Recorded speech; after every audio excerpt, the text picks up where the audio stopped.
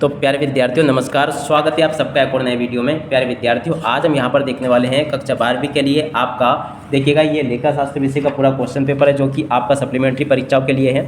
तो चलेगा जल्दी से हम आगे बढ़ते हैं, समझते हैं कि कक्षा 12वीं का आपका लेखा शास्त्र का सप्लीमेंट्री परीक्षा का क्वेश्चन पेपर किस प्रकार का आएगा और आप सब लोगों को अपने पेपर का सोल्यूशन कैसे पूरा कंप्लीट कर लेना चाहिए। टोटली A to Z पूरा का पूरा क्वेश्चन पेपर बताऊँगा। तो चलो जल्दी से हम आगे बढ़ते हैं, समझते हैं कि आपका कक्षा 12वीं का लेखा शास्त्र का सप्लीमेंट्री का पेपर किस प्रकार का आ रहा है। देखिएगा यहाँ से आप सब लोग इसको पढ़ लें। प्रश्न नंबर 1 में आपसे सही विकल्प पूछे जाएंगे।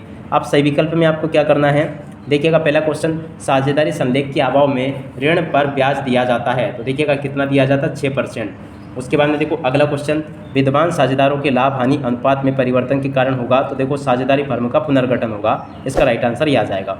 उसके बाद में देखो अगला क्वेश्चन, साझेदार के प्रवेश पर पुनर्मूल्यांकन से हुए लाभ को अंतरित किया जाता है। तो देखो पुराने साझेदारी के पूंजी खाते में से इसको अंतरित किया जाता है, इसका राइट आंसर ये आएगा।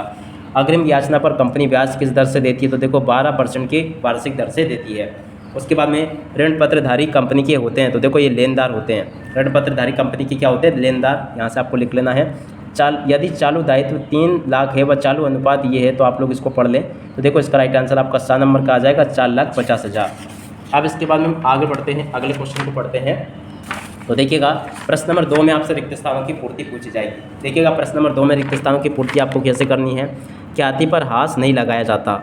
उसके बाद में देखो स्थायी पूंजी खाते में साझेदारों का चालू खाता भी बनाते हैं। किसी नए साझेदार के प्रवेश पर परिसंपत्तियों में हुई मूल्य वृद्धि को पुनर्मूल्यांकन खाते में क्रेडिट किया जाता है।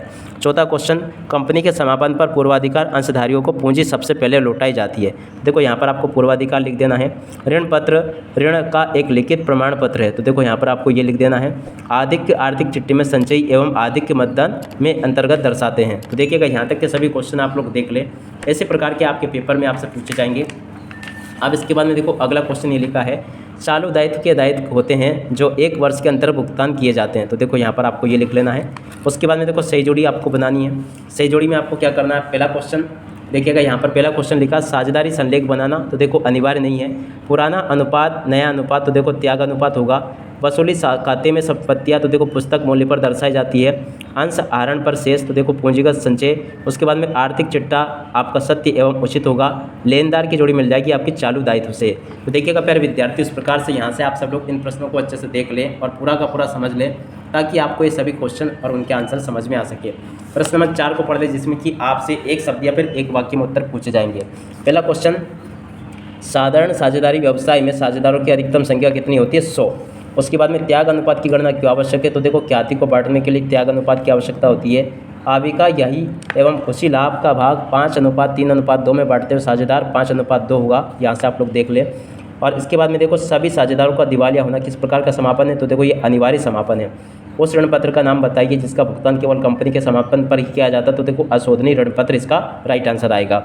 उसके बाद में देखो 2 अवधि में आर्थिक चिट्ठे के अंदर दिया जाने वाला लाभांश क्या कहलाता है। तो देखो इसको कहते हैं अंतरिम लाभांश। ऋण पत्रों का शोधन किस प्रकार की क्रिया का रोकड़ भाव है। तो देखो वित्तीय क्रियाओं का ये रोकड़ भाव है। तो देखिएगा प्यारे विद्यार्थियों, यहाँ तक के सभी क्वेश्चन जिस प्रकार से मैंने आपको बताए, तो आप स्वयं इनको अच्छे से देख लें और पूरा का पूरा इनको समझ लें ताकि प्यारे विद्यार्थियों आप सब लोग अपनी परीक्षाओं के पेपर में इनको अच्छे प्रकार से लिख कर आ सके। तो ये क्वेश्चन मैंने आपको बता दिए। उसके बाद में देखो ये वाले क्वेश्चन देख लो, सत्य सत्य सत्य सत्य आपको कैसे बताने हैं। पहला क्वेश्चन, ख्याति एक बिक्री योग्य संपत्ति है। तो यहाँ पर आपको ये लिख देना है। किसी साझेदार की मृत्यु पर साझेदारी का पुनर्गठन हो सकता है। तो देखो ये बिल्कुल आपका सत्य हो जाएगा। ख्याति की राशि पर निवृत्त साझेदार का कोई अधिकार नहीं होता है, ये भी आपका सत्य होगा। अंश प्रीमियम एक पूंजीगत लाभ है। तो देखो ये भी आपका सत्य होगा। तो देखिएगा यहाँ तक के सभी क्वेश्चन मैंने आपको बता दिए। अब चलो जल्दी से हम आगे बढ़ते हैं और आगे के क्वेश्चन और उनके आंसर को देखते हैं। तो देखिएगा आगे आपके पेपर में ये क्वेश्चन होंगे, मांग एवं देय ऋण पत्रों को चिट्टे के चालू दायित्व में दर्शाते हैं, ये भी सत्य होगा। वार्षिक हार गैर रोकड़ बंद है, ये भी आपका सत्य होगा।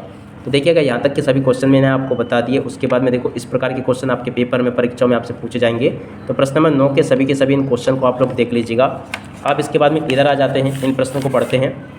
तो देखिएगा प्रश्न नंबर 12 ये लिखा है, 13वां क्वेश्चन ये लिखा, 14वां ये लिखा, 15वां 16वां 17वां 18वां, इन सभी प्रश्नों को आप लोग देख लें ताकि आपको ये सभी क्वेश्चन अच्छे से समझ में आ सके। अब इसके बाद में देखो इन प्रश्नों को भी पढ़ लें और उसके बाद में देखो इन प्रश्नों को भी पढ़ लें। अब यहाँ तक के सभी क्वेश्चन प्यारे विद्यार्थियों मैंने आपको बता दिए। प्रश्न नंबर 22 भी मैंने आपको बता दिया। तो आप स्वयं इसको अच्छे से कंप्लीट जरूर कर लीजिएगा। अब इसी के साथ में प्यारे विद्यार्थी इस वीडियो को यहीं पर पूरा करते हैं। नमस्कार, जय हिंद, जय भारत।